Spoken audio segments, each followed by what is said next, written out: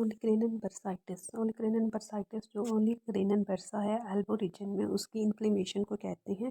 और इसकी inflammation septic reason भी हो सकती है, कोई एसेप्टिक रीज़न भी हो सकती है। ओलिक्रेनन बर्साइटिस को ही हम स्टूडेंट्स एल्बो कहते हैं, क्योंकि मोस्टली स्टूडेंट्स जो हैं ड्यूरिंग स्टडी वो अपनी एल्बो जो है वो टेबल पे वही रख के पढ़ते हैं, जिसकी वजह से ये बर्सा जो है वो कंटिन्यूसली इरिटेट करेगा। इरिटेशन की वजह से उसमें इन्फ्लेमेशन हो जाएगी।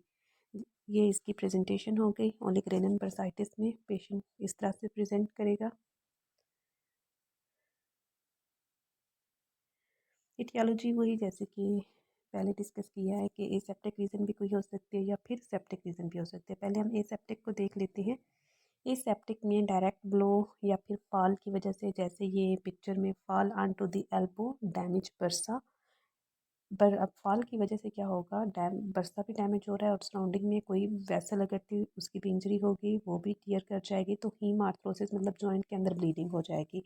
या फिर सेकंड एसेप्टिक रीज़न है इसकी गाउट में भी हमें ओलिक्रेनन बर्साइटिस कॉमनली मिलता है। एटियोलॉजी में सेकंड जो है वो सेप्टिक हो सकती है। सेप्टिक में इंसेक्ट बाइट की वजह से हो सकती है। कोई कट या अब्रेजन अगर है तो डायरेक्ट एक्सपोजर टू एनवायरनमेंट की वजह से भी ये सेप्सिस और इन्फ्लेमेशन हो सकती है। या फिर हेमाटोजेनस, कोई भी हेमाटोजेनस स्प्रेड के इन्फेक्शन कहीं और पे था और वहीं से ब्लड के थ्रू वो इन्फेक्शन स्प्रेड होकर ओलिक्रेनन बर्सा तक आया है, तो उसने फिर बर्साइटिस काज किया। साइन एंड सिम्टम्स देख लेते हैं। जब भी ओलिक्रेनन बर्सा का पेशेंट होगा तो वो कंप्लेन करेगा पेन, और हमें स्वेलिंग नज़र आएगी जब हम असेस करेंगे। इरिथमा भी मिलेगा, जैसे हमने ऊपर फर्स्ट प्रेजेंटेशन में देखा था, उसकी एल्बो ये रेडेंट है, इरिथमा हो गया।